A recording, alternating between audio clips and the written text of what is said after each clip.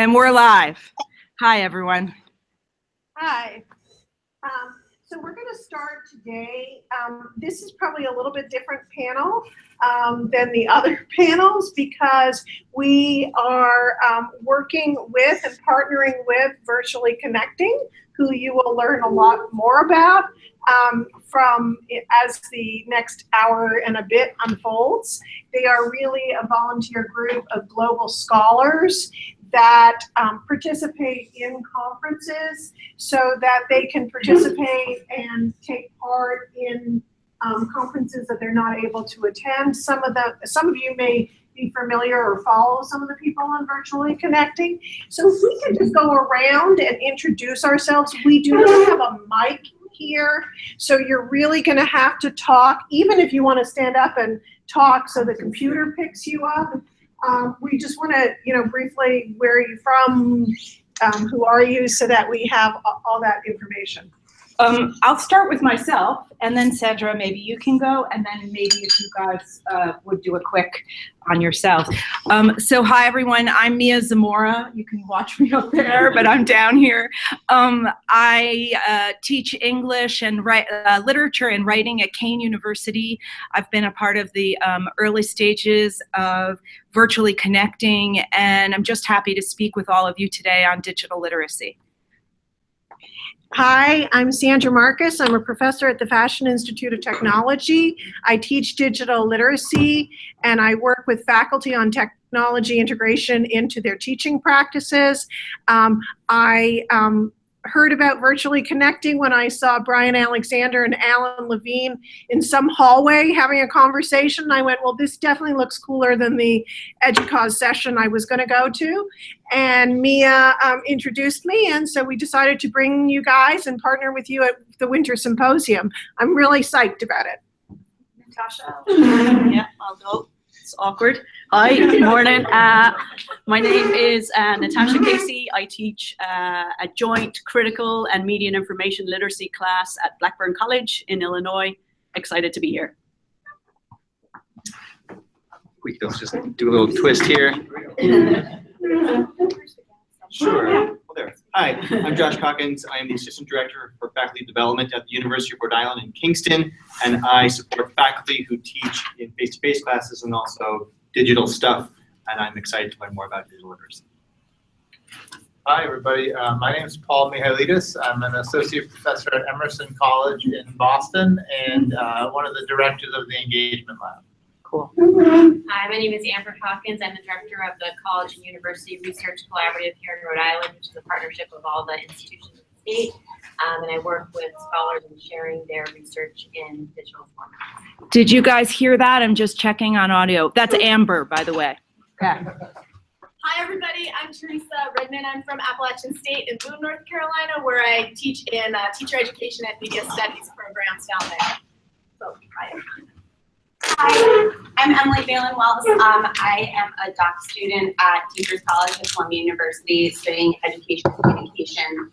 I'm also a media literacy consultant with the Media Spot. And I'm really interested in critical literacies, multimodal literacies, and identity work through media making. So.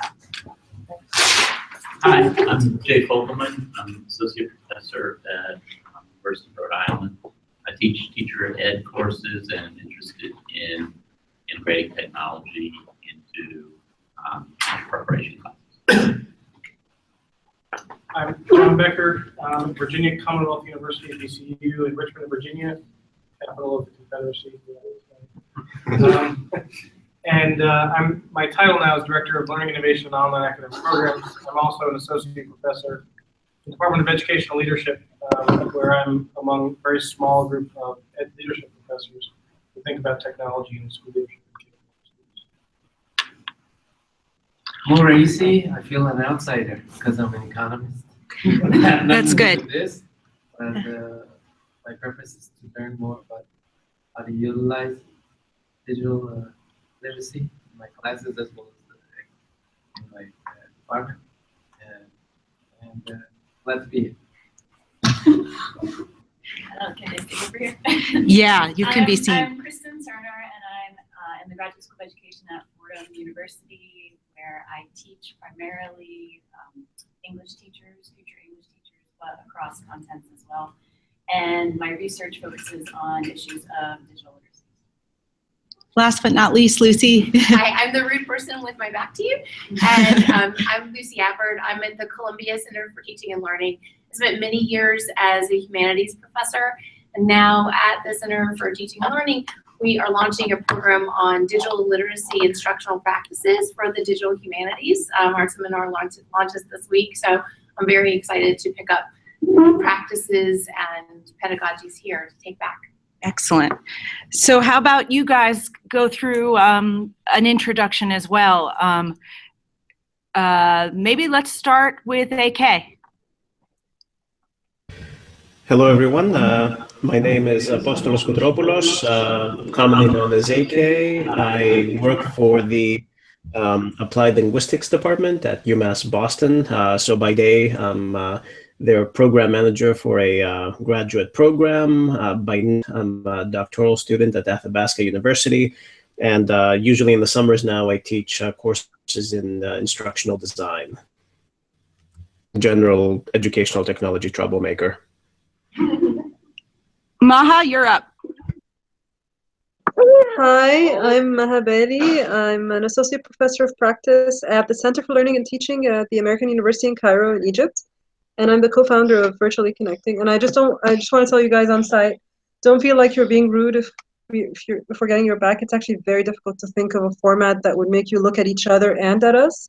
Yeah. So I think it's okay if you focus on each other. We'll just try to listen in as much as possible. And then when you're talking to us, just face us. It's totally understandable. Someday we'll figure out the magic solution of the best way to make this work so that it feels intimate and it feels like we're completely in the room when there are that many people. But when it's more than 3 or 4 people, it's very difficult. So thank you so much for having us with you. Nadine. Hi, everybody. I'm Nadine Abelmak. I work at the Center for Learning and Teaching as well with Maha. I'm the online content developer there. I'm now writing my thesis for my master's degree in educational leadership with a concentration in higher education. Overall, I'm a very open, connected, networked learner. I write and I design things and publish them on my blog, and very, very happy to be here. Nice to meet you. Rebecca? Okay, is my audio okay? Yep, you're perfect. Okay, excellent. I'm Rebecca Hogue. I'm an associate lecturer at the University of Massachusetts, Boston in the instructional design program. I'm doing a PhD at the University of Ottawa in Canada, and I live in Sunnyvale, California. So I'm very digital. And I am co-founder of Virtually Connecting, and it's so awesome to be in the room with you guys. Helen, last but not least from the screen. Last but not least, I'm showing up as Virtually Connecting. I'm the official virtual host for the session today. I teach at Lakehead University in Orillia, Ontario. It's about 2 hours north of Toronto. I teach at the Faculty of Education, so the students I'm working with will become teachers within a year. I teach digital and media literacy to the teacher candidates, as well as critical digital literacies. So I'm very pleased and happy to be part of the Virtually Connecting panel today. Excellent. So we're going to start, I think, with a short prompt. Right. Sandra? Right. So one of the goals is to kind of model networked learning while we're talking about it. And the first prompt is, what is networked learning? What does it mean to you? There are going to be 2 ways of doing this. We would like you to take Post-it paper. There's Post-it paper. You can stick it all over the wall. Sometimes it's good to just get up and walk around while you're doing this. We have a host of Sharpies. You can choose your color. And just to take like 5 to 10 minutes to write down some of your ideas about network learning. And then if you can take a photo of it and tweet it out at DigiURI. Okay? And our Virtually Connecting Colleagues. are also going to be doing the same activity and tweeting it out. Okay? So I have Sharpies. You I guys have can Post-it tweet or just show paper, on the screen. And we could just get up and your prompt is what is network learning? And if anyone doesn't have a smartphone, I can take a photo. Does anyone? I would think maybe everybody does. My husband doesn't. So, Possible. lots of And people. you get along, that's good. Yeah, it's perfect balance. And so I think let's in the next section, get up and take we'll paper and let's start with this Autumn's kind of video activity. and then hear from you guys a little bit when we get into And for those conversation. of you, to take Post-it paper, and you can just do it. Same question, but it can be on a few different pieces. Correct. Yeah. If you want to do it together with someone else, that's okay. We're supposed to tweet just to that. What are we writing on the post-it? We're writing, what is networked learning? What does your network look like? Any of the above, sort of a blend of enumeration of ideas and visualizations, whatever you feel inspired by. Cool, thanks.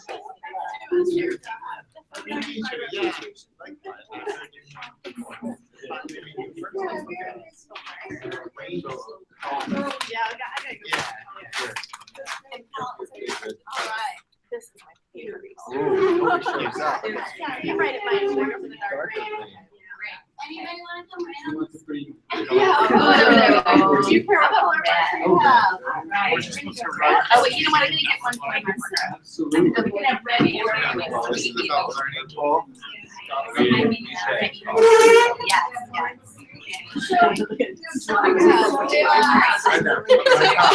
I'm going outside. See you guys later. Yeah. Okay.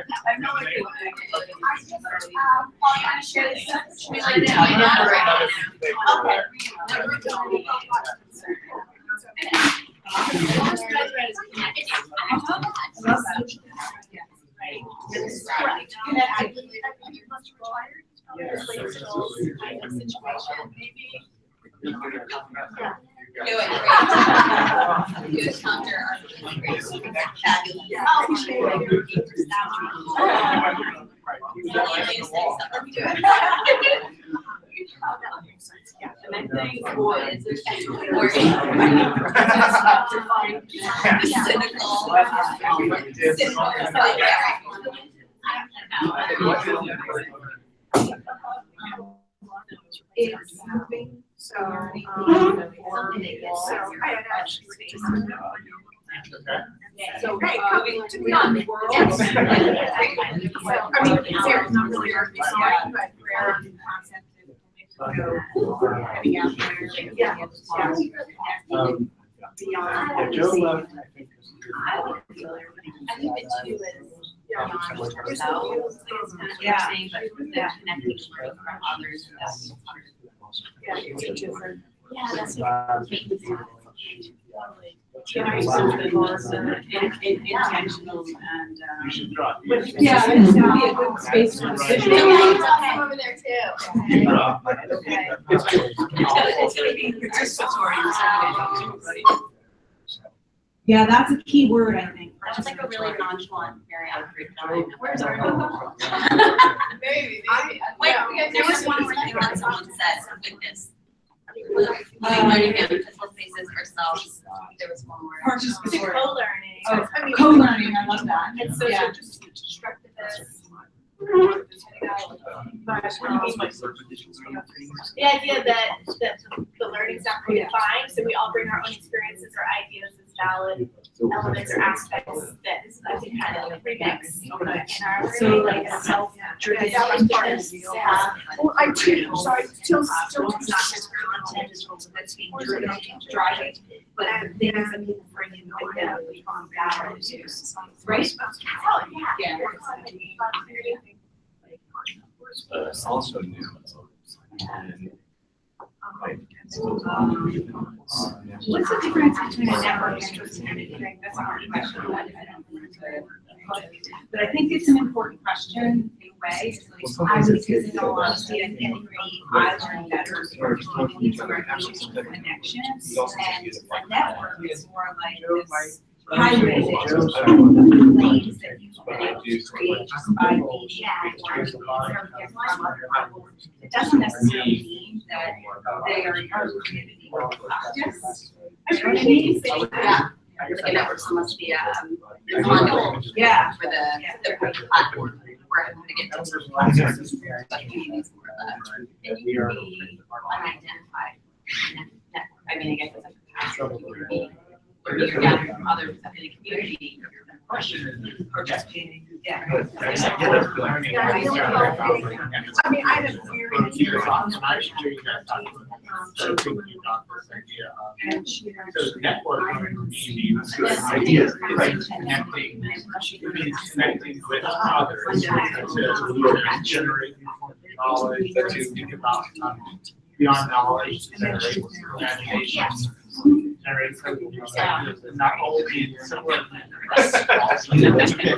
also you have to create extension with diverse. I love what you're saying. Such a good part of that. with the Center for Teaching and I mean, there was a great example of that I used this morning. Yeah. Oh, you did? It's not gonna see that till later. Were you in that? Yeah. Yeah. Okay.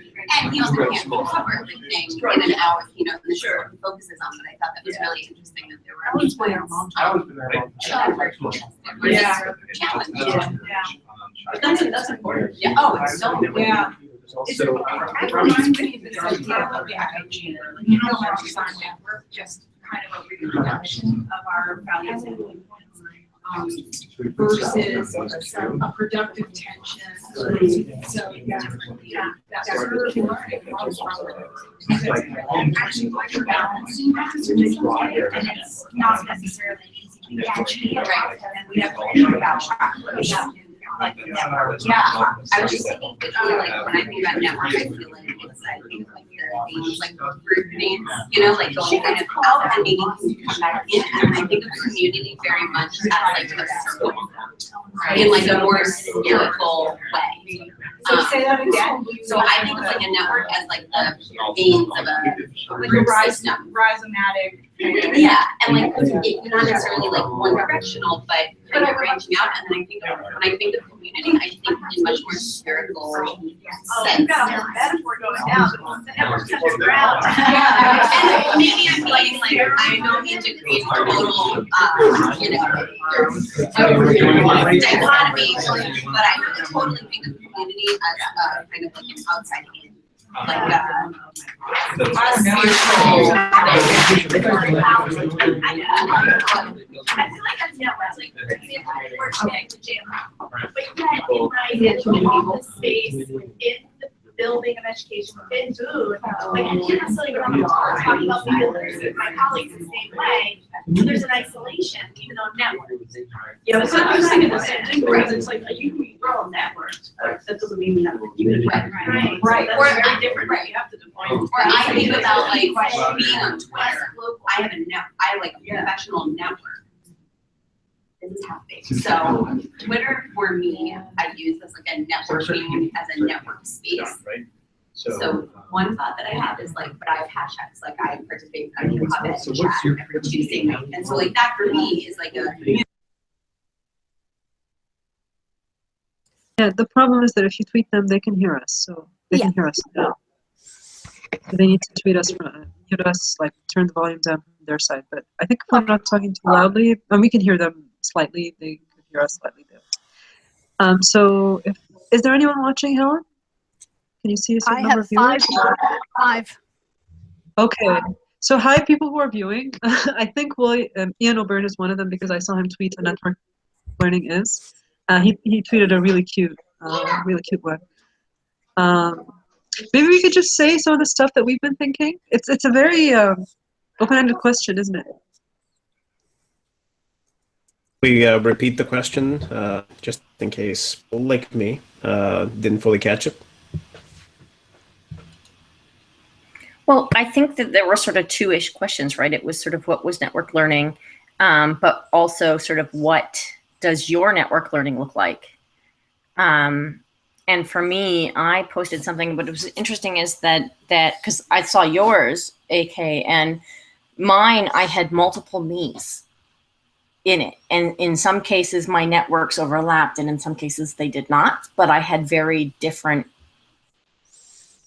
me, sort of there's e-patient me, and then there's, PhD student me and virtually connecting me. And sometimes those networks overlap and sometimes they don't. I thought about that, and the way that I showed those connections or those overlaps were through lines. So if I thought that two networks or two communities overlapped in some way, there was a connecting line with them, a solid one. And if I wasn't sure about whether they connected, there was a dotted line, which I highlighted with an orange highlighter. But there is a limit to two-dimensional network diagrams, and I was thinking about that because you really need a 3D view of how things connect, and then it becomes, in my mind's eye, it's almost like a neural network. All these connections to all these nodes simultaneously, and some nodes connect to more nodes, and some of them to fewer nodes.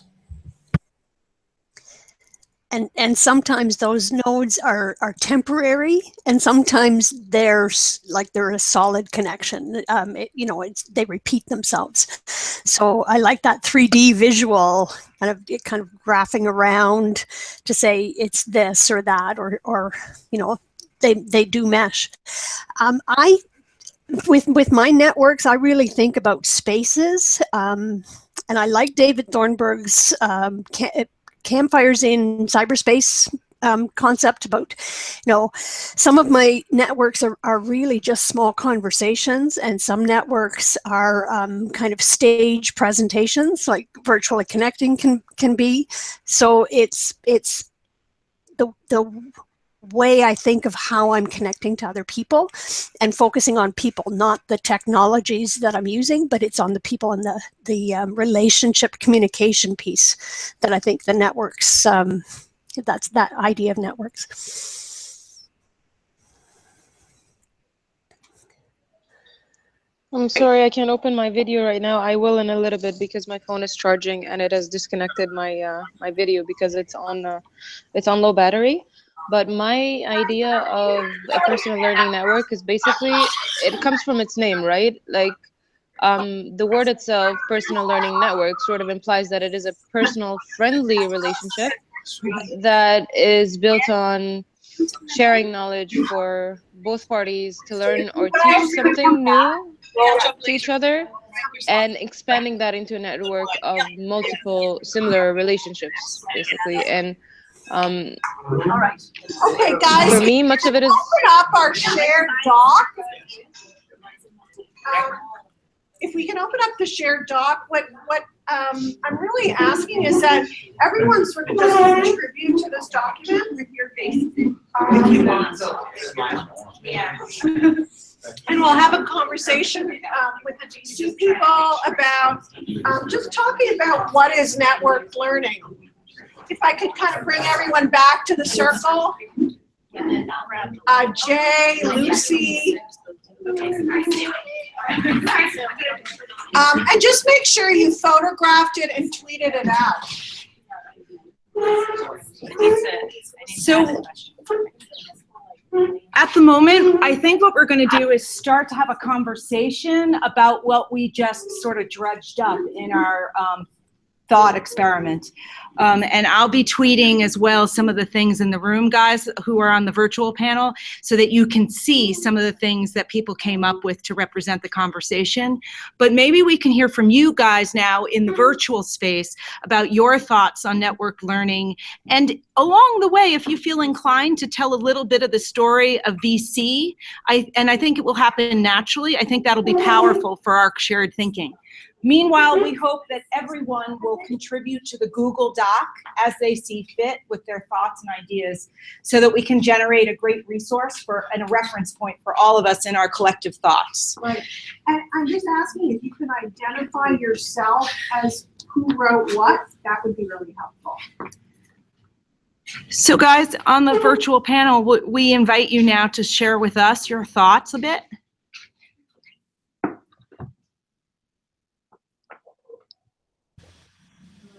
Okay, I'll jump in first. Network learning for me means being able to utilize your connections effectively, and those connections might be to human beings or to non-human appliances. And actor network theory is something that can fit into this space to further your own learning. Basically, for me, learning network learning is an activity that is mostly heutagogical in nature, but it can occur with co-learners. And I think that virtually connecting is one of those spaces where learning, the initiative is on the individual learner to attend a session like this. So the initiative for me would be, hey, I want to join in, but I'm spending time with both my fellow colleagues and friends in the virtual realm, but also virtually in on location with you all. So it's this sort of space where you can do it on your own. You can sort of surf your connections with people connections and machine connections in the case of virtual resources, and then you find other people to learn there. I hope that made sense. Mm-hmm. Most definitely. Does anyone want to add in further thoughts and even fold in maybe some comments about VC, its origins and its intent? I could do that. The way I visualize my network for now is just one of the things people usually think of network learning as something that's public and professional, I guess. But I was thinking that there's a spectrum of public and private in it. So a lot of the community building and getting to know people is not just what happens in public. There's a lot of back channeling and private conversations that happen that are part of that. And that also, like AK was just saying, you know, my colleagues and friends, that a lot of us start out with a professional relationship. Can you guys hear us? We can. Everything's good. Okay. When people come too close to the screen, that scares me. I think there's something wrong. When you're sitting laid back, I think you're okay. And then there's also you move from that professional to the social a lot of the time. So we know we're actually, all of us over here on the virtual side are very good friends, and we're very good friends with Mia, for example. And so there's that part. And from that, I was saying on the Google Doc, there was a question about, I think, how you start forming a PLN and why and things like that. And I think a lot of it for me personally was need of not having the resources or the people around me that I needed for my own learning, whether while I was doing my PhD or after I finished my PhD, when I'm thinking about my teaching. And a lot of the time, those times, reaching out to the larger world, you get to see more people with similar mindsets or who are working in the direction that you're working at, which you don't find a lot of in your personal life. I see people nodding, so I'm guessing this is the case for a lot of us over there. And so the virtually connecting came from that kind of need, is that I couldn't go to a particular conference where I was on the organizing committee and I had several papers accepted with several of my friends, and I really wanted to go and see my friends and I couldn't. And I was very frustrated. I couldn't go because I'm a mom, and I don't know if you guys saw my daughter, but she was like 2 or 3 at the time. And it was very complicated for me to travel with my family or without them. And so in the end, I didn't at all. And Rebecca, who's the co-founder of Virtually Connecting, was like, well, I'm going to the conference and I can be your buddy there. And through her phone or her iPad, she can connect me with video to other people who are at that event. And I could have those conversations with them. And while we were doing that, we realized, well, maybe other people would be interested in talking to others or watching it. So we decided to live stream it and to invite other people to join. And from there, it was just for that one conference. And then everyone loved it so much that they're like, well, why don't you do it at other conferences? And people like Mia would be going to a conference and she'd say, I'm going to be at that conference. Would you like to meet some people there? And so what arose out of a need of mine turned out to be something that's benefiting a lot of different people for different reasons, because they're adjuncts, they can't travel because they have health issues. And then Rebecca can talk from her side, and you know, she's not right after me, but maybe after that. She can talk from her side of how it benefits the person who's on site as well. But if people have questions, I don't want to sort of hog the conversation. If people on site have questions or have something they want to add that relates to what we've been saying so far, it would be good to have the conversation go both ways. Yeah, there's a question here. Make sure you project voice. Yeah. I definitely share some of the sentiment that you mentioned, but in general, I think, well, my question is whether this whole concept is a byproduct of cyberspace, which allows us to connect globally and interact with bigger space of people, or is it just a process of communication, which means you improve your communication connectivity with others, accessibility to other cultural issues and personal issues. But I think it's a way of cleansing some of the cultural differences we may have globally. Did you guys? I heard some of that. Could you just repeat it for me, Mia? Yeah, maybe come around. It was a bit about the question of like is this kind of attempt about just a byproduct of a kind of cyberspace world? And I'll let Certainly, this is Mo from URI. And outside of the fact that we connect to other people within our own personal or professional environments, but it also allows us to have access to people like you, which is totally in a different environment, and allows us to cleanse these cultural differences and find ways, learn ways that we can communicate in a more standardized way or accepted way. Right. I really like that point. So whether it's one or the other, they both grow together, and then you also need to be cognizant of that as well, right? So it's not just connecting, and then there's all sorts of layers to it. I don't know if anyone else wants to jump in and respond to that as well. But I think you're more making a point than asking a question, right? Yeah. Again, I teach some virtual courses, and I've learned that it's not just the subject matter, but it's the way we have to interact that would bring acceptability around the whole table, because there are people from totally different backgrounds and environments. So it allows us to learn as well as teach differently. I'm thinking one of the questions might be, how does networked realities now, like these technologies and tools, how have they changed the way we learn? Maybe that's a different angle on the same. If there is a question out of that positive comment about being able to interact with cultural difference in new ways, then how is this transforming learning? And what role do we have to play in that as scholars? I think that's an important question. So I wanted to jump in here because there's a couple of things I wanted to talk about. First of all, a little bit about the virtually connecting thing. When I went to that conference, I didn't know very many people. I was very sort of, I had a few people that I had met once or twice, but generally I didn't know people. And Meha knew so many people. And as the on-site person, it actually gave me an opportunity. My network grew exponentially that 2 days or 3 days of that conference, just because I was getting a chance to talk to all of the people that Meha knew.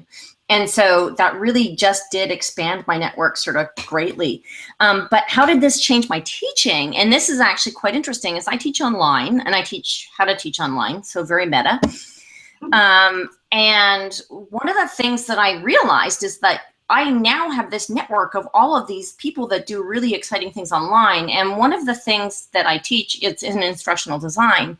When I took over the course, one of the things was, what do instructional designers do? Was one of the readings. And I'm like, well, why don't I just bring instructional designers in and have them talk about what they do and talk to my students rather than having them read some academic article? Because I have that network. And so I realized, and I learned through virtually connecting sort of how to do it and how to make it happen. And so now I have guest speakers in my virtual classes, and I do a synchronous session, and I let my students ask questions, and we just have a conversation. I ask people to come in, and I say, you're not presenting. And that's a big thing, right? They're not coming in to present. They're just coming in to talk about what they're doing. And we have a conversation. And that is sort of, my students come back and say that like it's the one of the most valuable parts of the course for them, because they actually get to talk to real people in a real world setting that are doing these things. And and from around the world as well. Like, so when you talk about cultural diversity, you know, I can bring people in from different cultures to talk about cultural diversity, and not just people talking about it from the, you know, North American perspective. Someone here wants to say something. Teresa.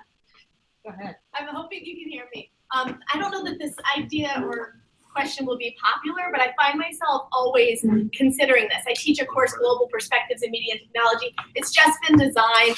This is only the second semester I'm teaching it, like starting Tuesday, so it's very much an unformed kind of course. But I can't help but find there's an assumption about what global means or global diversity. And I wonder if connecting with other people who are middle to upper class in other countries constitutes global awareness or diversity or not. And it's kind of something I'm struggling with in this course. But how do we reach folks who are outside of those networks, perhaps because of issues of access? Mm-hmm. So are we really to? I think that's a brilliant question. Do you guys have thoughts on that in the virtual world there? Yeah, I mean, that's a really, really good question, because access to infrastructure and then access to a common language and access to a culture. And all of these things get in the way of that. So I used to facilitate cross-cultural dialogue through a program called Solia. Has anyone heard of Solia? No. They facilitate cross-cultural dialogue. So it's solia.net, and it's they've got something called the Connect program, which gets 8 students from different countries in the world. They're part of a course, but they're doing the Solia thing, you know, as part of that course, but they're not with their teacher and with their class. There's like 1 student from each university. Half of them are from the West in some way, and the other half from an Arab or Muslim country. And they have this dialogue facilitated with facilitators from both sides. And one of the things I noticed in those sessions is that when the Arab participants are at a Western university, like the American University in Cairo where I'm at, where they're culturally very familiar with the US, they're familiar with dialogue as a pedagogy, and their English is good. The kind of conversation is completely different than when there are ones who are struggling with English, they're struggling with technology, and they're not familiar with the culture. And so when they talk about issues that are taboo in our part of the world, the conversation is very strange. And then when the US people are trying to be very politically correct, conversation doesn't get anywhere. And there's all these, it's so much more complex. And the thing I try to look at, that there's so many power dynamics that hinder the conversation when there are so many differences. And I try to think of the hybrid person as a window or a portal. So for example, the middle class or upper middle class Arab person who speaks good English and who can communicate with you, you can probably have a better conversation with them. That doesn't tell you everything about everyone else in the Arab world, obviously. But there's sort of a portal that you can communicate with to help you get to know a little bit more than if you go straight to if you're not living here digitally, to actually have a very good quality conversation with someone, it's much more complicated. And yeah, definitely we need just to recognize the limitations of all that. I think someone's hand is up. I'm not really sure if they're stretching or if they want to. Yes, I'll move the screen. To add some nuance to the comment and the question, which I appreciate. I think it's, to me, I think it gets, so when we try to approach this as like a diversity question and as like a class question, it gets, at a certain point, it can get unhelpful if we try. So inclusiveness to me is what the question you're talking about. How do we acknowledge the kind of myriad of types of learners and citizens and also accept their backgrounds?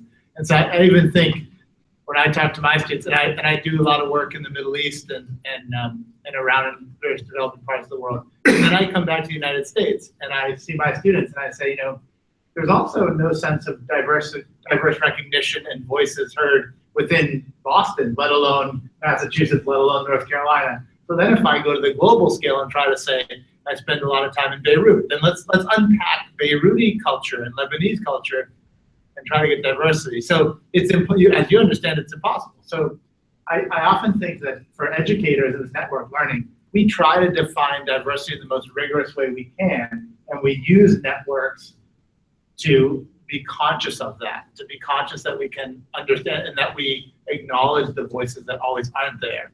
Because otherwise, you know, we can, you know, I would never assume that I could know as much about, I don't know anything about Southern culture in the United States. And so when I talk about US politics, I'm representing 2% of anything. And so I think as educators, we just have to acknowledge this and do the best we can to be inclusive, and then tap networks where they're available. So one thing that is helpful, we get to hear your perspective now, which didn't happen before. And that's where I think, that's where this notion of networked learning can create a real sense of value for us, is simply to expose my students to another idea from someone in Amman or someone who's living in Poland. Those things are valuable. And it's hard to say that, if it's just an upper middle class, it's gonna, I think we acknowledge that and then do the best that we can. Right. I think, hi, it's Sandra. I think it's also really interesting in the shadow of the election to acknowledge what many of us who are liberal, educated, what we missed. What were the voices in the United States that we weren't listening to? What were the alternative perspectives that we completely didn't hear in that election? And as we all watched, the live streaming of the voting, just the shock that our little filter bubble was really a filter bubble.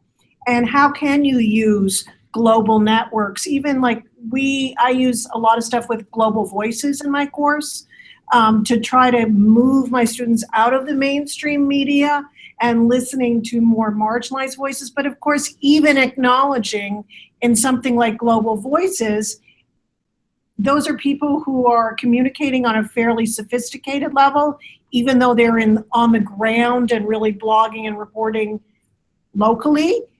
There is a class privilege in being able to work at that level, to be able to interface with technology at that level and reporting on those voices. But I think we have to change our perspective of what we think network learning is and making sure that we're picking up other voices and other perspectives in the world.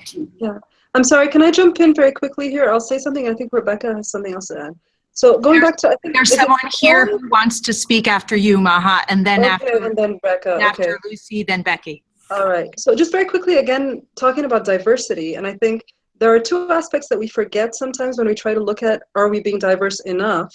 And one of them is how deeply you go into getting to know a person who's different from yourself, because knowing 20 people who are different from you, who are different from each other, is much more superficial than getting to know one or two people very, very deeply. And then you get to really know that person, not as a representative of their culture, but as a human being. And then you get to understand their culture a lot more. And I think that's a very difficult thing to do, and it takes time to develop. And the other thing is, when you've done that, to be able to understand that culture, you need something like 5 or 6 people from that kind of culture to feel like you kind of know that culture, if you're digital and you're not even face-to-face with them. So for example, I didn't have any gay friends over here, but I have a lot of digital gay friends. And I realized the point at which I understood that style of life when I realized I had 5 of them who were close friends, So that kind of thing is, So the more diversity you're looking for, the harder it is for you to go in depth into each one so that you actually really, really understand them in any way at all. So someone on site, right? Yeah, Lucy. Yeah, so I think that's interesting because it kind of follows along something I was thinking, which is that I think it's very easy to get overwhelmed when we start to confront this. When I was at NYU, we had freshmen who were in London, Florence, Paris, Shanghai, and you would easily get overwhelmed just thinking about like all of the different elements. So I think the advice from yesterday about starting small, several people have said, start with awareness. Don't think you have to solve first, and because otherwise you just quit, right? You just be like, there's just too much going on here, and now I've got class on top of language, on top of educational background. So it's not say dismissing it, but I think we have to be clear that you can't solve it in one step. Becky, I think you wanted to say something too. Yeah, just really briefly, because this sort of came up when that gentleman was speaking about Beirut and such. What I was hearing from a lot of that is really that it's more about the process. and teaching our students how to think about it and how to process it rather than the specifics of which cultures or which things we're connecting to. So that when they go into a new situation or they're dealing with a new person, that they have a process that they can go through that is, you know, values-based and ethical and all of that kind of stuff in order to address the different types. Yeah, AK just said it's a type of literacy, and really it is. It's a digital, in the digital space, it's a digital literacy. And I love Maha's comments about getting to know individuals as people, and then about their culture is really important. We should really write about that. Yeah, I would like to throw out a question to everyone, both on the screen and in the room, about that. You know, how could we start to identify sort of deeper dives into what it means to connect, and in the context of a networked learning world? You know, what do we do? What are the moves? Like, I would even call them small radical moves. I have a few in my own head, but I thought maybe I'd throw it out to all of you guys. What are the magic moments where you felt you bridged some divide from a distant, vague understanding to a friendship? And how did that transform your learning experiences? Or am I being so like abstract right now that it makes no sense at all? I mean, to me that makes sense, but maybe not to the next person, and that's kind of what I'm curious about. There's some hands up in the room. Emily? Emily? It doesn't maybe 100% speak to your exact question, but we were in our small group talking, we got into the discussion. We're thinking through kind of differences, if there are any, between communities and networks, or vice versa. And I was just using Twitter as an example that, you know, I kind of think of Twitter as a social network, obviously, but something that where I network professionally, and I have this network of people who might be interested in the same things or are in the same field as I am or related fields. But every Tuesday night, I participate in a hip hop education chat via a hashtag like we're doing right now. But that I think of as kind of more of a community. And so I have colleagues now who are across the country and around the world, some of whom, maybe even just 5 people, who I consider more than colleagues, you know, and I see at conferences, who I have known them on Twitter for 5 years. And finally meet them, you know, at a conference in person, and you already have kind of that established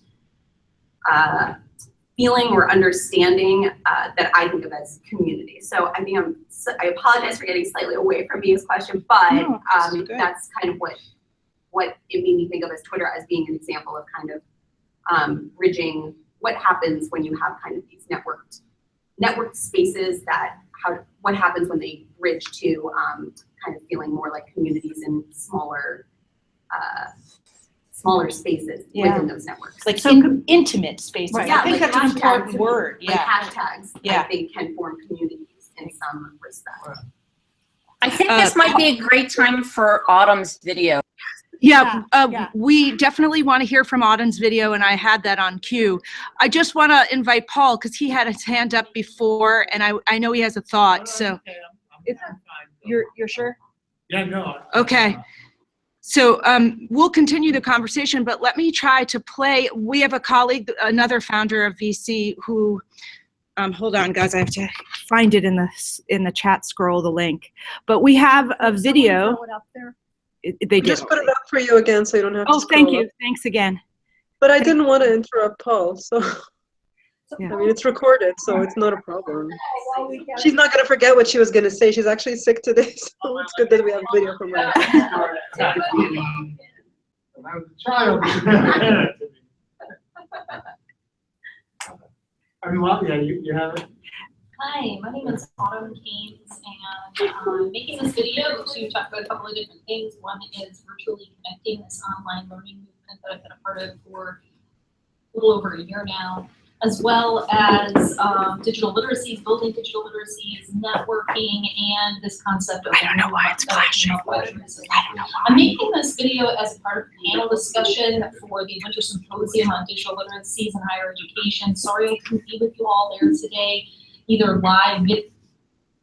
Oh, sorry guys, that was my fault. Hold on. I'm trying to eliminate the splashing. And for Do you think, it's not the light bulb, right? You can always leave it small. I'll just leave it small, and let's give her one. Let's start. Oh no! Back. Okay, that's better. Making this video to talk about a couple of different things. One is virtually connecting, this online learning movement that I've been a part of for a little over a year now, as well as digital literacies, building digital literacies, networking, and this concept of Loom that I came up with recently. I'm making this video as a part of a panel discussion for the Winter Symposium on Digital Literacies in Higher Education. Sorry I couldn't be with you all there today, either live video or in person, but thanks for letting me present via this video. So virtually connecting is this online learning movement. What we do is facilitate conversations between people who can't be at conferences with people who are at conferences. A lot of times keynote speakers or people who are presenting at the conference. I'm not going to tell the origin story of virtually connecting itself, but I am going to tell my origin story with virtually connecting. So it was the spring of 2015. And I was taking this connectivist MOOC that everyone was calling Rhizo 15. I'd never taken a online MOOC like this before. I'd taken MOOCs before, but never one like this. It was facilitated by this guy named Dave Cormier.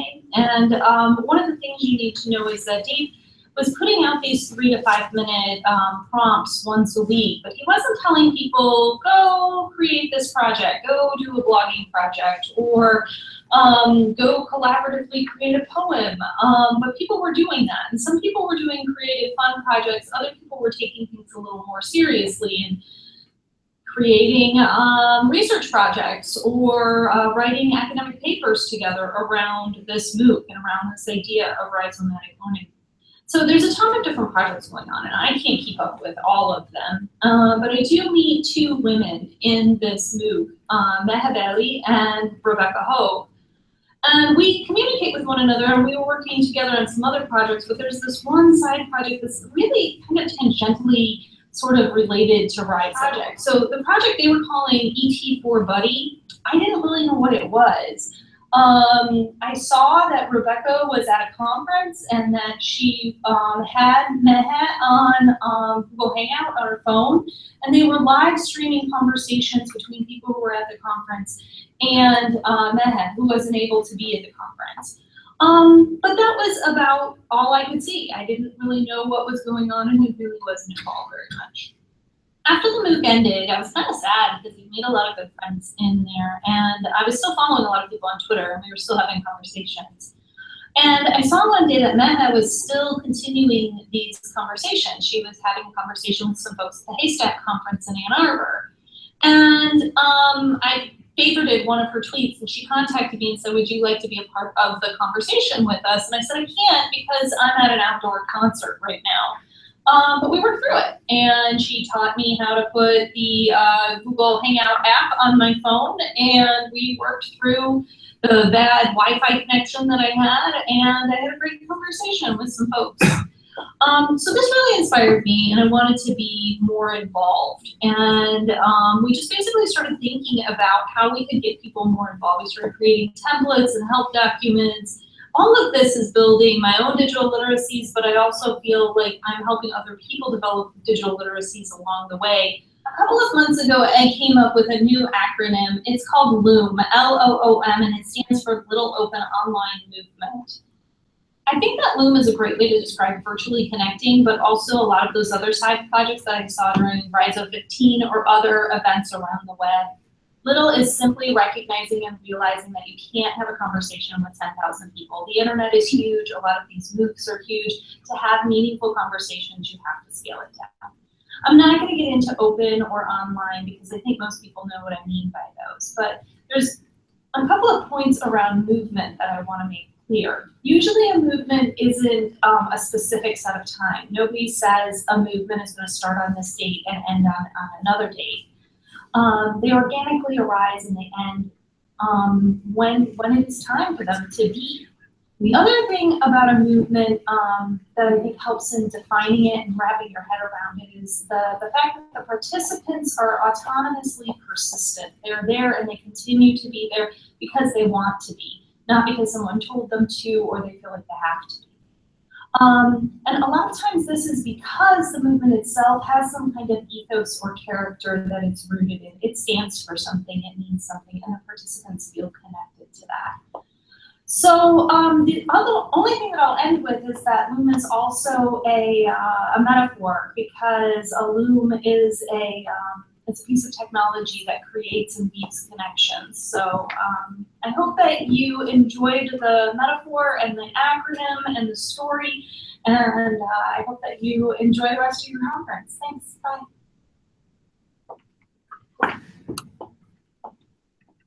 So we're back, and it's such a joy to watch Autumn there, and there's so many little nuggets in her exploration of both her memory of the sort of early on-ramps to VC and its community, but also I just love how she ends it, especially with this metaphor of technology and how it can transform things. So Helen, we haven't heard from you at all. Let's hear from you now. I'd like to connect, I think, what Autumn was talking about and these small movements to what you were asking about, the radical steps you would take to connect. And I'll link it back to the conversation just before, I can't remember who was talking about using Twitter and building connections using Twitter and the difference between community and network. And just so that it's clear, it doesn't happen. It doesn't just happen. You have to take intentionality into effect. So you have to strategically think about the people that you want to connect to. For me, virtually connecting just kind of evolved through conversations, through some MOOC experiences. Mine started with hybrid pedagogy. MOOC started me off, and that wove into RISO 15, and that wove into virtually connecting. So strategically taking small steps to build a network, and not to be afraid to stop connections, again with intentionality, to those who don't necessarily sit well with you. I've become okay with the paradox of blocking and unfriending. At first, that was a very uncomfortable thing to do, but I think in the end, my network is richer and stronger because of it. And I don't block people who have diverse opinions, and I don't block people necessarily who are outside of you say, a filter bubble.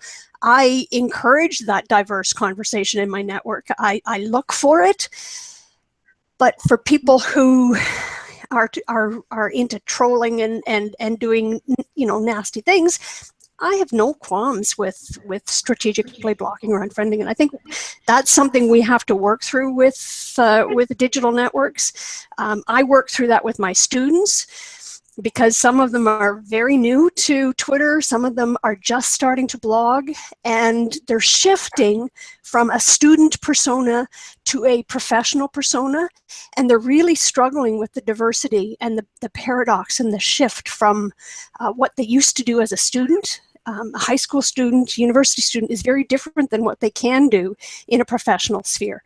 And again, that's the same for academics. You have to think differently about who you are in online spaces or in digital spaces in those networks. So that's some thoughts to connect the learning movement to I see a lot of heads nodding in the room, and I think it's important that we do invoke the question of our students and our students' practices.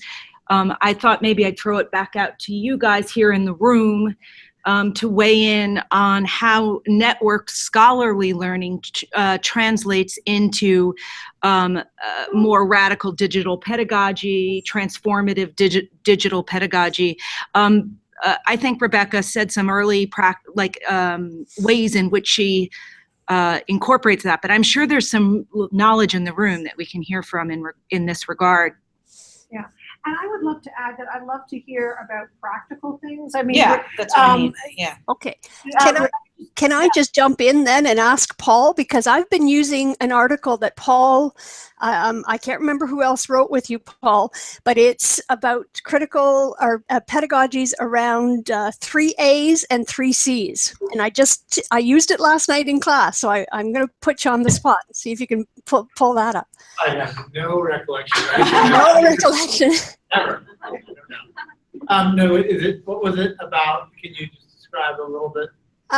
It's pedagogies around archiving, annotating, actively sharing, circulating, creating, curating. Curating is a pedagogy? Yeah, yes, I've written a little bit on that. So, and I think that's yeah. So I guess just to kind of add to that, I mean, I think those for us, those are a set of fluencies that we can use to kind of help create a more critical and discerning approach to this. But I will say, and in response to, I agree with the notion of kind of making informed and rational decisions about who to engage with and who to disengage with. But I do, the intention of writing around the concept of curation is to provide some ownership and power to the learner and allow them to be able to kind of, I guess from the keynote this morning, this notion of creating a path is a really interesting one. I think in digital culture, curation is the path, because when you're constantly subjected to abundant amounts of media, you're basically you're a real-time curator. Much like in the linear age, the newspaper editor was a curator in the museum, and the librarians were more curators. And now everyone's curating. So I think that's a super important skill for us to learn. And that also lends to when we should act, when we should engage, when we choose to make decisions about expression versus simply observation and listening. So I think that's a really great point. Curating as a 21st century digital literacy skill. So I'm going to throw it back out to everyone. In what ways do we actually do that? One thing I can just throw in quickly is that I never have a reading list for my students. I do have a lengthy suggested reading list, but in the end, I want them to own their own learning. I want their learning outcomes to be self-designed. So in a way, I have them pick and choose and consider where the pathway of the course is going. And that takes a bit of time, but ultimately it's an act of curation with a little bit of guidance and scaffolding, but ultimately it's not a mandate. It's not handed down to the students as much. But I'm sure others in the room have other ways of trying to open up that space for both curation and a gaining of a certain literacy that's powerful. So any other thoughts? Is what you're talking about the process and the best practice, and in that sense, who is the expert in all this? I mean, obviously, one who knows how to write has a better advantage, but may not be the subject matter expert, right? So I think when I hear from outsider, I mean, everybody can be an expert based on how effective you write or you communicate. But doesn't necessarily. No, we can't hear you. So the question, just to help out the people in the virtual space, the question has to do with expertise. And the question is a thoughtful pushback on the notion of everyone here has the skills or perhaps has the skills to design the learning. Where is the expert in the room? And I think these are really important questions to address. And I just want to I don't mean to harp on this, but again, it's been something that keeps coming up over and over again. I want to go back to this idea of ideology. I feel like we talk a lot about expertise now, but sometimes I wonder if ideology is a prerequisite for moving people to be receptive to expertise. I don't know. So for instance, I do assign my students reading. I haven't been empowered yet as a teacher, I guess, to give them that freedom or flexibility. Maybe I'm afraid. But I have had students in the last semester say some very interesting things or cite some very interesting materials such as Conservapedia. I'd never even heard of Conservapedia. Now I can use it in my class, but it was a shock to me to see that. And so if students come into my class with their own defined ideology or culture, we could call it a culture, then it maybe there's curation is a skill, but there's something that maybe comes before curation. I'm wondering. I don't know. Well, it's a different recognition of expertise, right? I mean, I was shocked right now that there's a whole chunk of the conservative community that doesn't believe Snopes.com is something that can say, this is fake or not fake. And that was amazing for me to think like that, but you're exactly right. Ideologically, we do predetermine expertise, right? And we do it also based on like, what's your institution? Oh, that's a good institution, or that's a research one, or that's not. So I think that we do have to say, it's not just like, are you a faculty member, or are you a student? But we are always creating our notions of what expertise is, and it is also happening on a cultural level.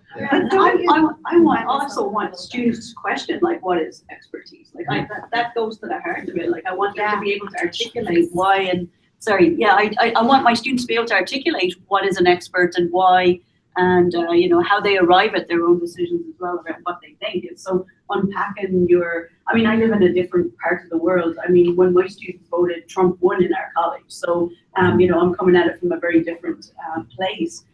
So that kind of stuff wasn't a shock to me, but it's like, then you can unpack it, you know, you can bring that example into the class and let's look at it.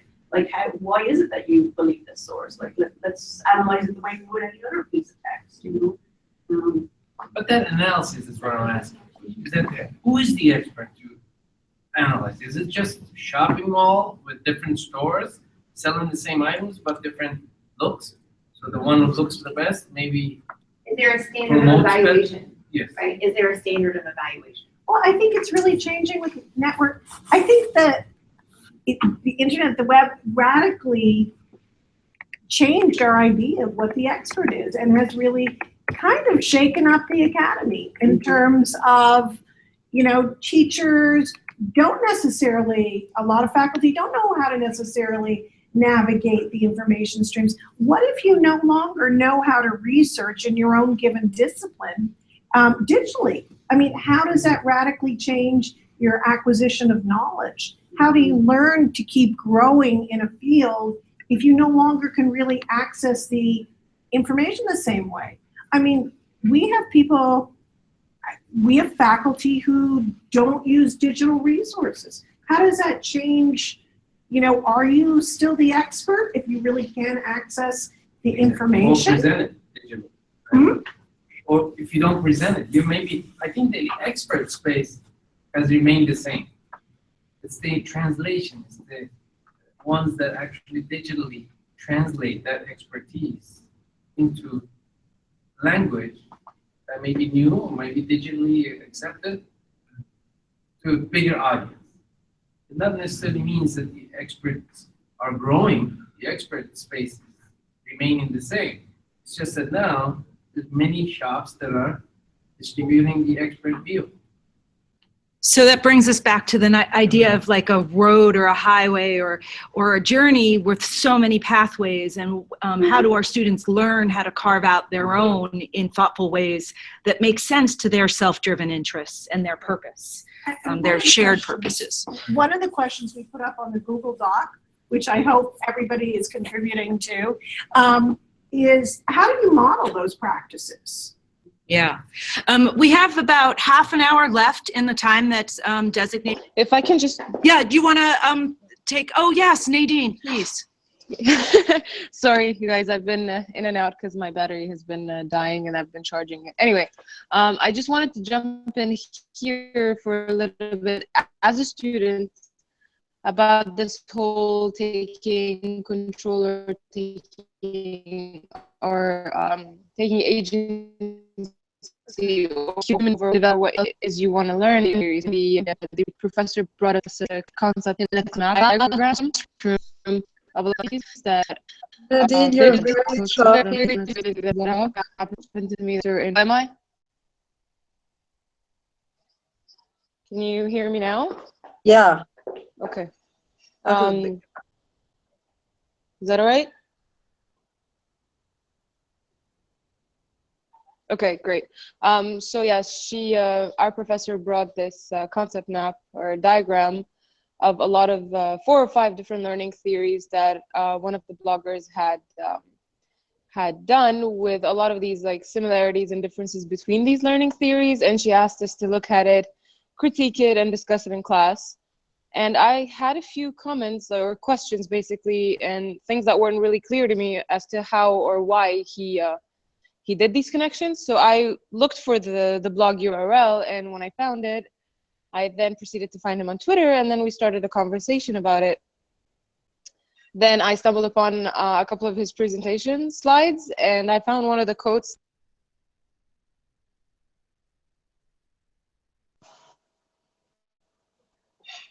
And the quote was about lifelong learning and how people who teach themselves how to learn are the ones that are going to stay going ahead or keep going ahead, rather than the ones that only learn technology, right?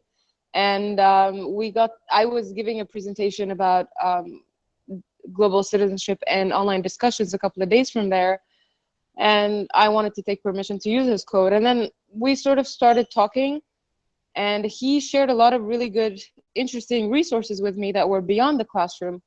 So as a student, by making this personal learning network expand to a person that wasn't really in it before, and by taking control over the connections that I make, has sort of exposed me to different resources that I probably wouldn't have been exposed to if I were to just take whatever it is that was from the course. And the connection with him expanded a lot of different interests of mine based on what his own interests were. So that was one of the very empowering stories as to how my own network has been growing, essentially, Nadina, and taking control. Is this a story where you were actually in the classroom and tweeting to him, and then you told your colleagues something that he was saying? Yeah, I was in the classroom and I started tweeting to him, and he was online because I have evening classes. So where he was, it was midday, and he started tweeting back to me, and I said, "Oh, we're discussing your diagram in class, and a lot of my colleagues like it." And he was like, "Oh, say hi to them for me." And like, we had just literally started talking, and we became friends instantly because this funny thing happened where he wanted to say hi to the rest of the people in the class and to the instructor, and he thanked the instructor for bringing his own diagram to discuss it in class. So it was actually pretty cool. So in a way, what I'm hearing is that expertise sometimes is also about facilitating things. So I think that's a nice additional sense of, like, in response to Mo's question about that sort of crazy open road where there's so many stops or shops along the way, is that one of the roles we play in this networked learning world is curation as well, and a kind of sense of selectivity of information, knowledge, resources, etc. So I'm just looking at the timestamp right now, and we have about 20 more minutes. And I thought one of the things we could do in the last bit of time is try to identify some best practices and ultimately make a list of some sort of ways in which network learning can be incorporated into our personal practices. You know, I don't know about you guys, but I suspect that, like most educators and learners, we like takeaways. So I would like to generate some takeaways from our conversation today that were sort of light bulb moments or things we can do moving into the, maybe we'll start out with one thing that I think is pretty, is important, which is, what are the on-ramps to VC? If the panelists here were not able to make a conference that they're interested in, but they notice on Twitter that people at that conference and guests will be having hallway chats, quote unquote, on the screen, how can people here who have never done anything with VC get involved?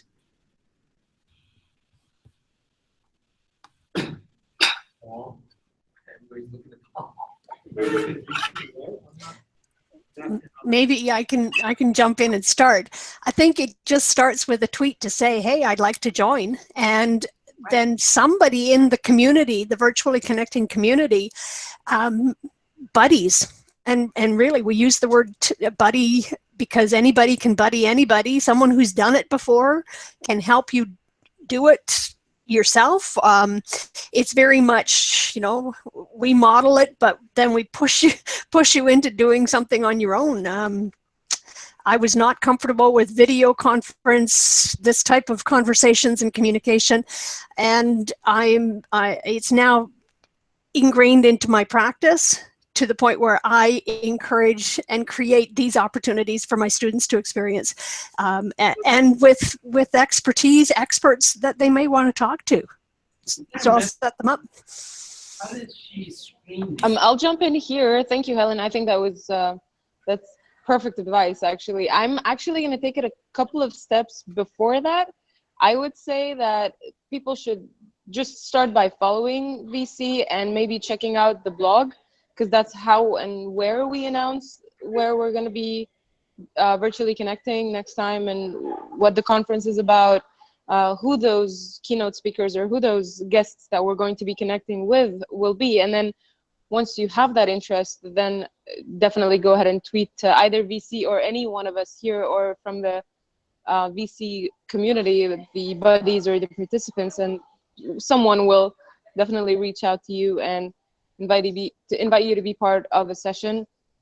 And just start by participating. If you don't feel comfortable talking like I did in the very beginning, I would just like go inside the session and just lurk and not feel very comfortable talk about anything. I was talking to Maha today, telling her, do you remember which first VC I was part of?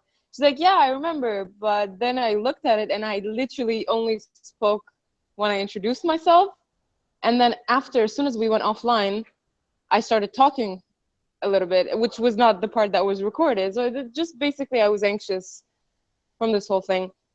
And then a couple of times after that, I started feeling more comfortable. Then I decided to start buddying based on Maha's suggestion. And then Maha, Autumn, and Alan started helping me out and made me feel very comfortable to do that. And they taught me how to make people feel comfortable in the session and how to carry it out. And I think that's just, that was the process, a very, very brief, quick story about how my process of virtually buddying has been like. Thank you, Nadine. That's really an excellent sort of addition to what Helen was saying earlier. So with VC, I think one of the things you can sort of take in is that the Twitter channel is the place to connect by directly connecting with individuals involved, or even just virtually connecting, because there is the address there at V Connecting. It's at V Connecting. So in the blog posts of the website, it's easy to find the Virtually Connecting website. You'll see conferences that VC has planned to attend and the activity around chats with certain guests that will be attending that conference.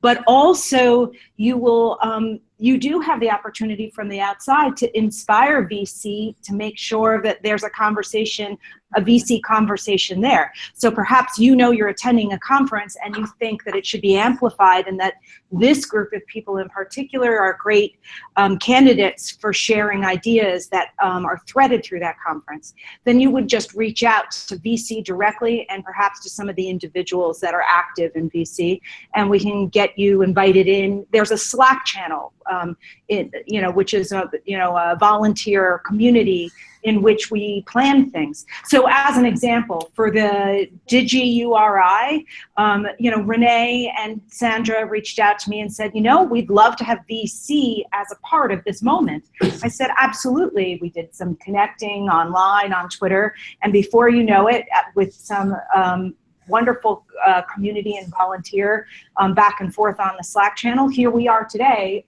having an innovative panel about the idea of networking.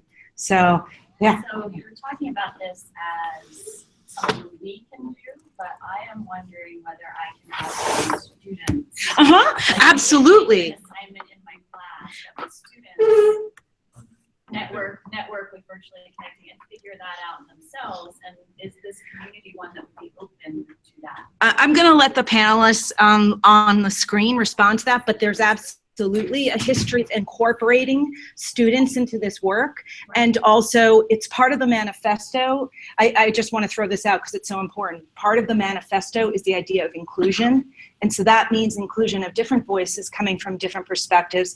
Obviously that might be a hierarchical framework within an academic setting. So students do join VC, but also that has to do with globalism, you know, a difference, diversity. So all those notions, that inclusion.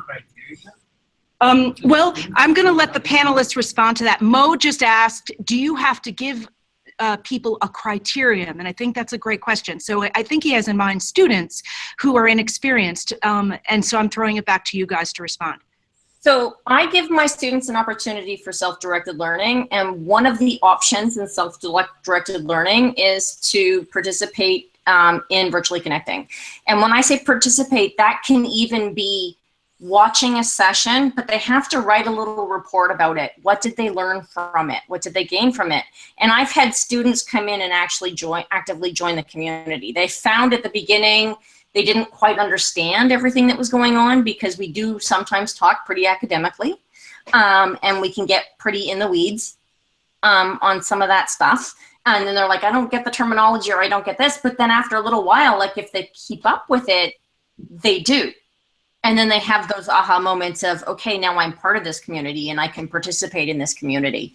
And so, and I have definitely, now I teach at the master's level, but I've definitely had my students come and become active members of Virtually Connecting.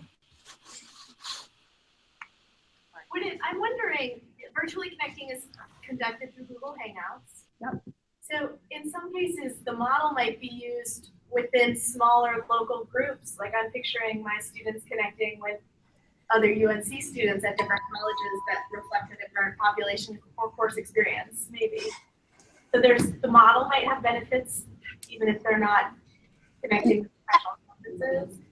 I can actually verify that the model has efficacy for building connections and networks. I did a hangout similar to what we do here with educators who were in the classroom, and they were across the province. I pulled them in because I knew they were all actively engaged in social media, using Twitter, writing blogs, having students use a classroom Twitter handle.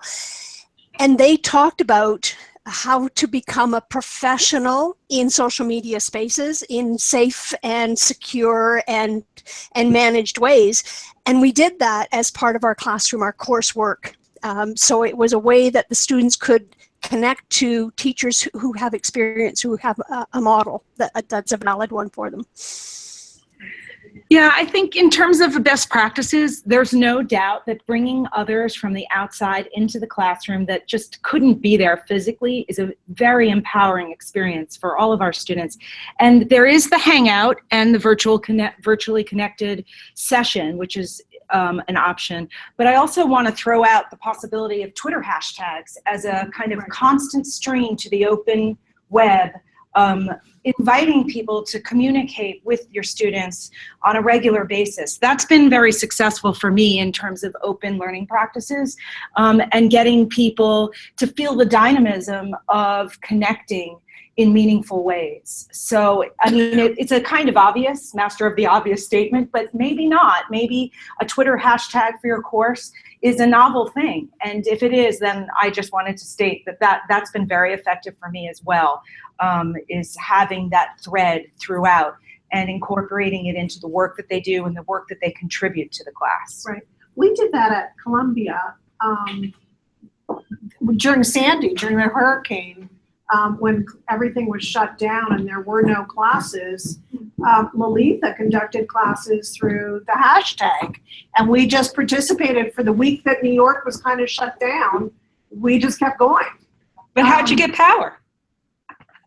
Parts of New York had power, and there like were half the west side. So, you know, No, the north. Oh, north. Yeah, it's north. You guys were good. Downtown.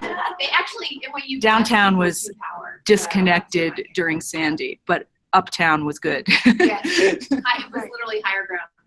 I have a weird question, maybe Yeah. not, like in terms of pulling in Twitter or a hashtag into a class, have folks, and maybe this isn't the right place for this question, but have folks integrated it into assessment? You know, Yeah. I'm not like a fan of grades or assessment. I'm not saying that's the right idea. This is an important question. Did you guys hear it? I have an answer to that because I do use Twitter with my students. And one of the best advice people gave me about using Twitter with students is not to count tweets. Not to count. And so what I actually do is I ask them to do quite a few things. I do a Twitter scavenger hunt and they do other stuff. But I don't grade them on what they do. I grade them on their reflection, on what they learned while they were doing it. So that And that means that someone can participate more or less, but the important thing is what they learned. My whole course is designed around creating a personal. Could you talk up a little bit? Yeah, my whole course is designed around creating a personal learning network. And so, like you were saying, it's not about how many tweets you do, it's about finding those networks and in a lot of cases, hand-holding them into that space. And so I will do reading checks, like rather than having them write a reading reflection or something, I want to know your biggest takeaway from Renee Hobbs' book, tweet it to DGURI. And then so I can do the reading check that way, but also kind of handhold them into participation. And then I host a Twitter chat that's just us. And then I ask them to join InkChat or some other chat that's going on with the whole goal of they are developing their personal learning network. And at the end of the course, they may or may not stay in some of these spaces I required them to be in for this semester. If you're willing to read a whole dissertation. My dissertation by Laura Gogia, who's Google Guacamole. Oh, yeah. Wrote a whole dissertation about assessing student use of social media integrated into the class. And she took a look at 4 different classes across VCU and how instructors had their students using social media and how you would assess their engagement with those forms of media writing. And it's about reflection too, and about that, like right at the end of the class, what did you learn? Where are you going from here? And that's what you assess. You don't necessarily assess what you just that get makes sense. feedback. That makes sense. It's like part of the community practice. Right. You know, one of the problems ever, I'm actually curious on how you handle this. So social media, some of the students on Twitter will not want to participate because they've got really kind of already well-crafted identities.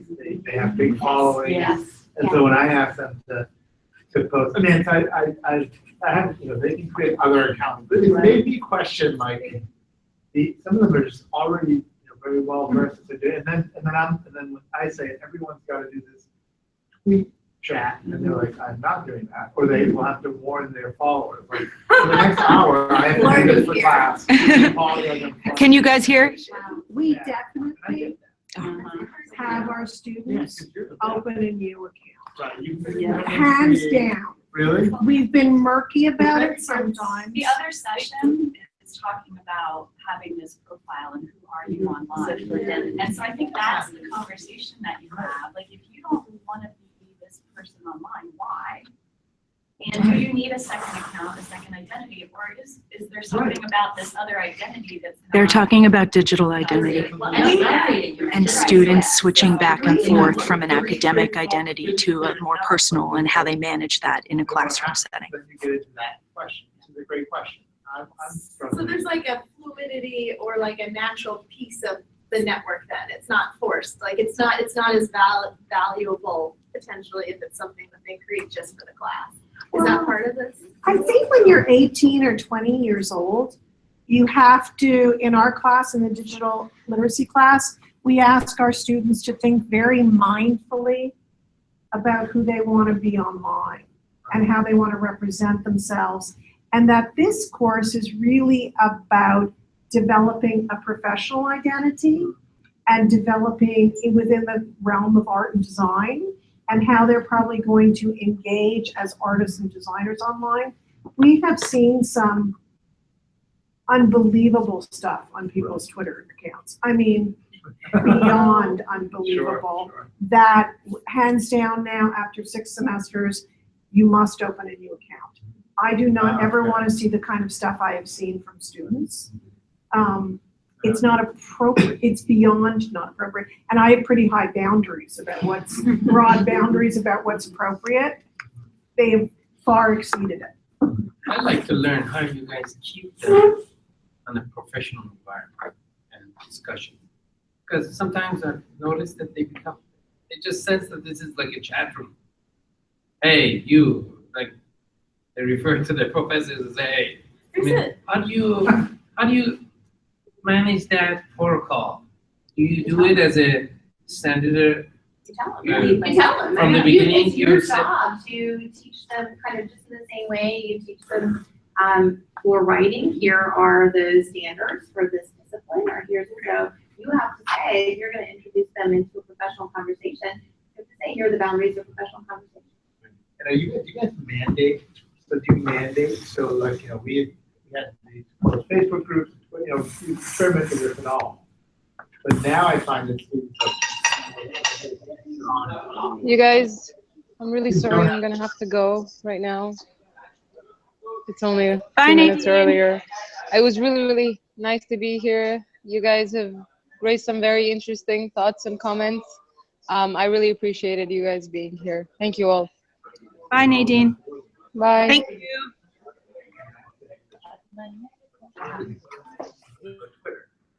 to me is not. What is majors? Not good. I don't have. Like I get teacher ed majors who come into the class and they're like, we're not good at technology. It's a technology and media literacy class. And we're kind of like, well, can you say that anymore in 2017? But Twitter it's like, is I not don't about read. being good at technology. Like if kids are on Twitter, like forcing them to be on Twitter to me seems like I don't. So for example, I've chosen not to opt into like Instagram, and I've chosen not to opt into Facebook much anymore for personal reasons. Professional differently. So I would feel a little remiss mandating my students to get on one of these social technologies when I think like what we're asking them to learn is not inherently embedded in that technology, but more in a set of like fluencies. So I've been experimenting because I started this PLN project kind of with that mindset, thinking go to your space. But what I realized is they don't understand how to use a social network as a learning tool. And my best way to help them do that is that everybody's together on one tool, because I can't manage it. I mean, I don't want to be on all these. I don't want to be on Instagram either. And so I can't be there and be a mentor in that space unless we are all together. So I say, you're going to do this for the semester, and then if you want to delete your account, delete your account. Right. And if you don't, you don't. Just You can also, while we are doing this on Twitter, you can do it on Facebook or Instagram or Pinterest or whatever, because it's not limited to Twitter, but Twitter is where I'm going to help you. Sure. Yeah, and I'm making them do all kinds of things they don't want to do. I mean, I know it's a little bit different, and there's, But this again goes to network learning, because then it's like, we're in these spaces. Right. They might not want to do it, but it's not like you're in my classroom and here's what you're doing. Right. You go on to this public technology.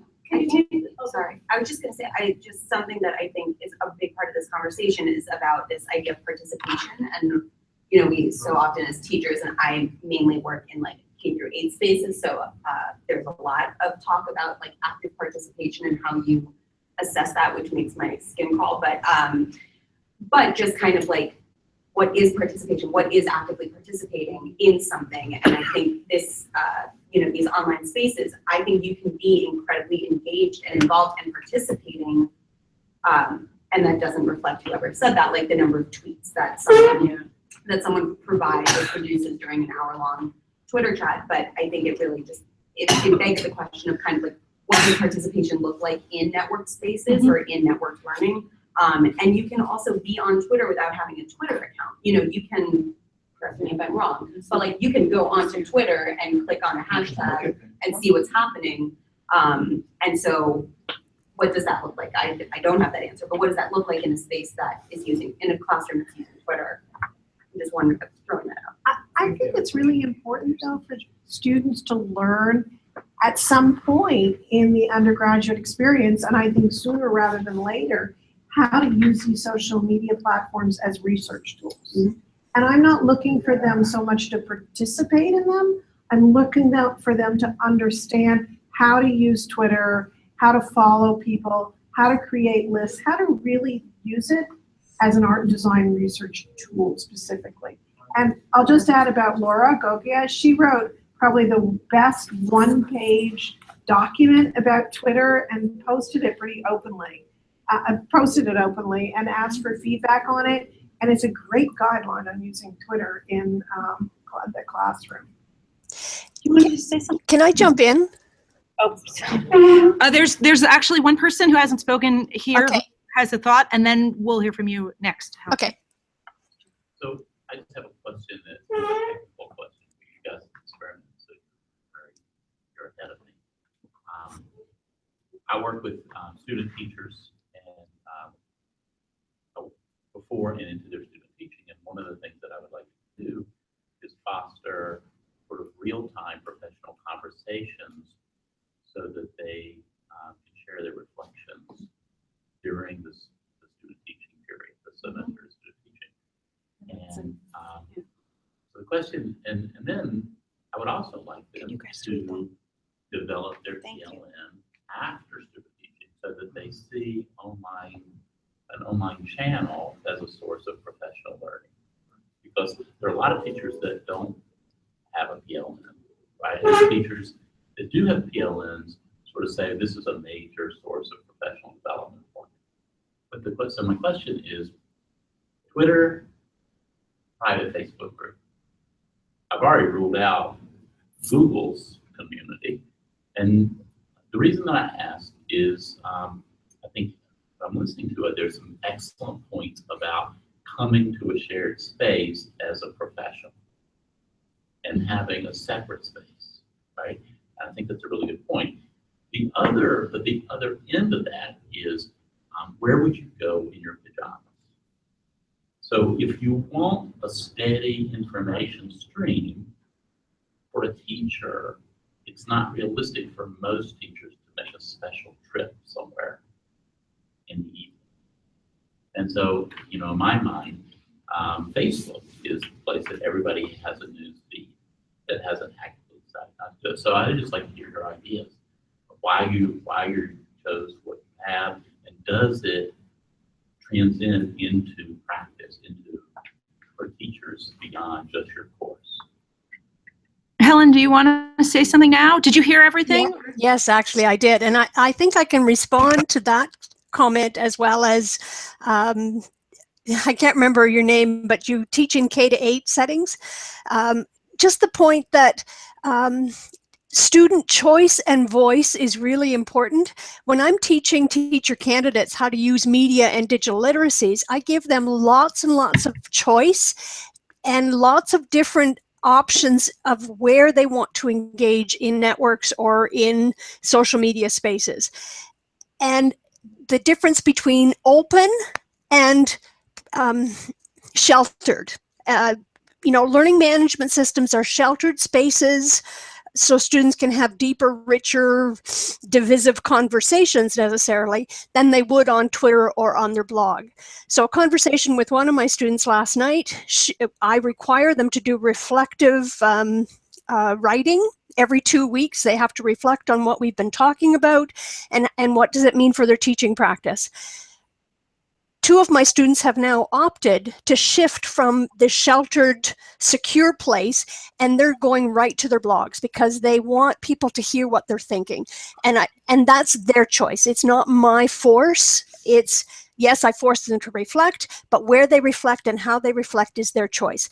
Yes, I make them make media. We do memes and we do audio casts, and we do all kinds of different media productions. Their final product is a digital story that they have to produce. They have to embed different media into it. But do I state what they have to do? No, I give them choice and voice in that assignment. So I think it's really important to present, prepare, share, and model, but not necessarily force the location where you want them to be. I think we're going to have to bring this conversation. It's noon time, so we have to wrap up. I want to thank VC Connecting and just everyone for being a part of this, for being so incredibly helpful to me, getting me up and running on all of this. And you guys were awesome, and thank you so much for being part of our conversation. Yep, and thanks for the on-site people for exploring the topic. I hope we scratched the surface for you guys. Perhaps there's a few things you might take away that you can bring into the spring semester. And share on the document. The document is there for a reference point, and obviously we know each other a little bit better now, so we've been connected on some level, and hopefully we can continue the conversation.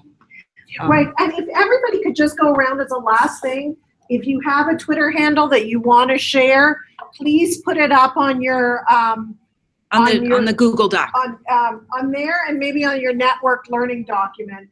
Yeah. Post it, and we will take photos and post them. Okay. Awesome.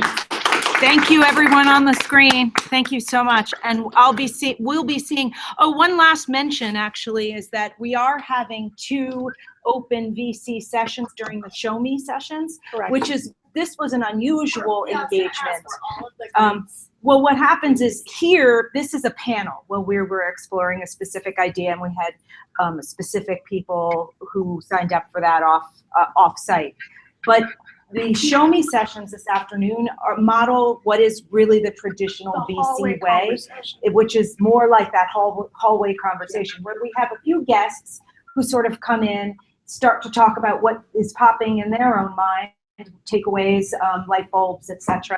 And then there are people from the outside who have, through Twitter, asked to be a part of it as well. And then, of course, there's the viewers outside of that live link that just are watching the conversation. So we're doing those at 1 and 1:30. Our guests are Renee, Natasha, John, John Becker, Alec Koros, who else? Troy Hicks. Troy Hicks. And the Italian. Maria Ranieri.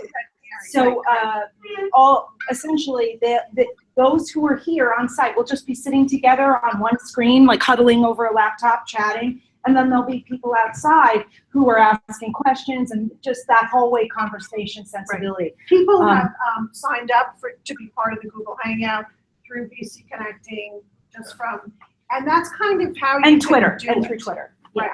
Right. So in essence, if you want a taste of what the ways VC usually works, this is more a special thing where we planned a panel, but there's also that way of capturing the feel of a conversation through these open panels. There's no planned topic.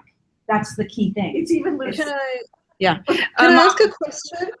Can I ask a question? Is Chuck Morgan with us in the room? No. Is who? Who is it Chuck? that you're asking? There's no Chuck. Chuck Morgan. Our no. 1,000. We just had our 1,000th virtually connecting follower, and his name is Chuck Morgan. Oh, and I think he's in Rhode Island. Okay, not here, but that's okay. That's interesting. Well, hi Chuck, if you're watching. Twitter feed. Yeah. Yeah. Anyway, thanks again, everyone, and thank all of you guys so much. It's wonderful. Thank you. So we'll see you soon in an hour or so. A little less than an hour. Yeah. Gotta eat. Yeah, enjoy. Bye, guys. Bye. Bye. Okay, so we are still live. That was amazing. I just have to say that. Like, it was one of the best conversations I've had with the group of people, like of it all, but also the ideas that came out of it. I took a whole bunch of notes from my courses this semester.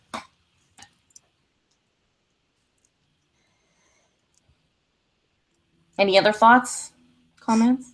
Yeah, it's nice to see the ideas percolating as people start talking and engaging in the topics.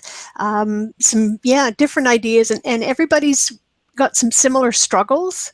They're in different places necessarily on the building their own networks, but we're all struggling with the same ideas, I think. I think it's also interesting to see how networks connect. One of the things that stood out for me was the preparing undergraduates to use networks and social media for learning. And I was thinking of a course that I teach and sometimes Rebecca teaches, where the people who are coming in are sometimes not necessarily right outside graduate. They haven't just graduated from undergrad, so they've had a hiatus from school. They're working professionals, and they might not use social media. So having that expectation that they know how to do it just because they're in their intro grad school course, because it's taught in undergrad schools now, is a big assumption. So there's that restart point, and at what points to get temperature reading to see what people are comfortable with, what have they learned, what do they need to learn, what do we need to work on. It's interesting. I'm going to be teaching that this summer in the leadership course if it runs. And so the key with it is I need to get students signed up for it. So I'll put that plug out to tell you to, plug out for all of the students to, I need to fill it. But yeah, but I'm coordinating that with leadership. So it's sort of leadership and leadership from the individual perspective. And what it means to be a leader, as well as what does it mean to be a leader in a network space, and that includes digital identity and being in a digital space in this world.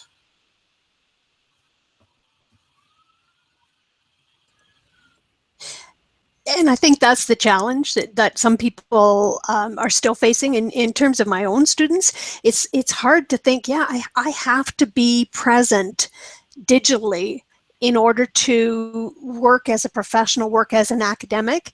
It's still no, I don't have to, but your whole network feeds your learning and feeds your presence. So I don't think it's an option anymore.